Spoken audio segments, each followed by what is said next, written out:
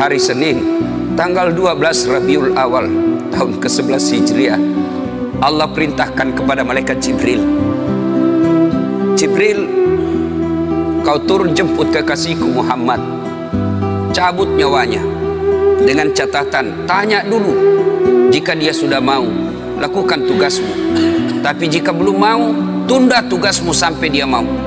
Panggil 3 malaikat menyertaimu, Mikail, Israel, Israfil. Turunlah malaikat. Di langit ke-7 mereka masih berempat, langit ke-6 mereka masih berempat. Sampai di langit pertama malaikat Jibril berkata, wahai malaikat pencabut nyawa, kau sajalah yang turun ke dunia. Saya tidak tega menemanimu dan melihat engkau mencabut rohnya Muhammad SAW. Lalu malaikat pencabut nyawa berkata, Jibril, kenapa kau tidak turun menyertai kami? Bukankah selama ini engkau yang menyertai Rasulullah? Bukankah selama ini engkau yang menemui Rasulullah? Kami tidak pernah menemui Rasulullah. Turunlah bersama kami. Jibril berkata, maafkan saya tidak betul-betul tidak mampu melihat engkau mencabut rohnya Rasulullah. Turunlah 4 malaikat ini. Lalu malaikat mengetuk pintu Rasulullah, ketuk rumah Rasulullah. Assalamualaikum warahmatullahi wabarakatuh ya Rasulullah. Nabi dalam rumah menjawabnya, waalaikumsalam warahmatullahi wabarakatuh. Fatimah membuka pintu, ternyata tidak ada orang di depan pintu. Rasulullah lalu bersabda, sudah ada di samping saya. Malaikat pencabut nyawa berkata, ya Muhammad, hari ini aku diperintah Allah untuk mencabut ruhmu. Menurutmu bagaimana? Rasulullah menjawabnya, wahai malaikat, 24 nabi dan rasul senior saya, 24 nabi dan rasul pendahulu saya, setelah mereka melaksanakan tugas, mereka pun menghadap kepada Allah. Hari ini saya siap menghadap, tapi saya lihat ini ada keanehan. Apa ya Rasulullah? Mana malaikat Jibril? Kok tidak ada di antara kalian?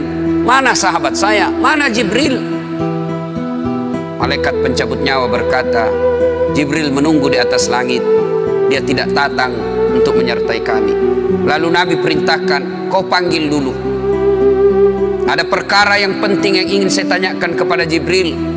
Setelah itu saya siap menghadap kepada Allah. Naiklah malaikat pencabut nyawa dan berkata kepada Jibril, ya Jibril, engkau dicari sahabatmu, turunlah engkau menyertai kami.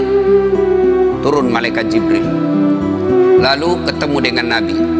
Nabi bertanya kepada Jibril, ya Jibril, kalau hari ini aku harus menghadap kepada Allah, tolong berikan saya berita gembira, tolong perdengarkan saya kalimat yang nikmat di telinga saya.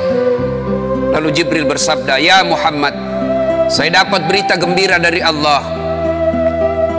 Seluruh malaikat yang pernah Allah ciptakan antri untuk menyambut rohmu ya Muhammad. Apalagi ya Jibril, ya Muhammad, seluruh nabi 24 haram masuk surga sebelum engkau lebih dulu. Meskipun engkau nabi paling terakhir, tapi Allah memberikan garansi dan jaminan, haram seluruh nabi dan rasul masuk ke dalam surga sebelum engkau lebih dulu ya Muhammad. Nabi mengucapkan alhamdulillah. Apalagi ya Jibril, ya Muhammad, jika engkau punya dosa dan kesalahan, Allah telah mengampuni dosa dan kesalahanmu. Nabi bersabda, alhamdulillah. Tapi ya Jibril, itu kan saya, itu diri saya.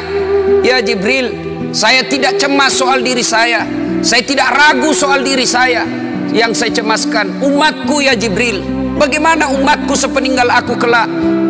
Subhanallah, Nabi tidak mencemaskan anaknya, Nabi tidak mencemaskan istri beliau, Nabi tidak mencemaskan keluarga beliau.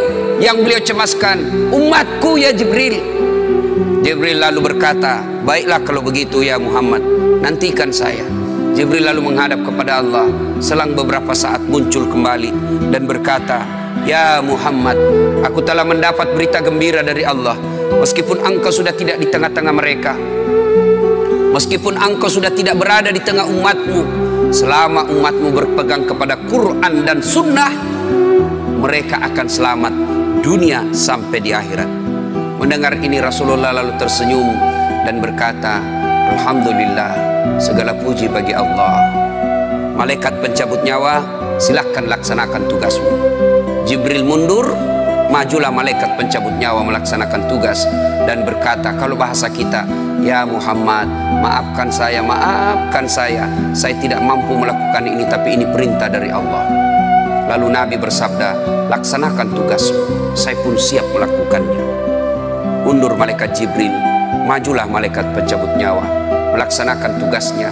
Keluar rohnya Rasulullah, perlahan-perlahan meninggalkan telapak kaki Rasulullah.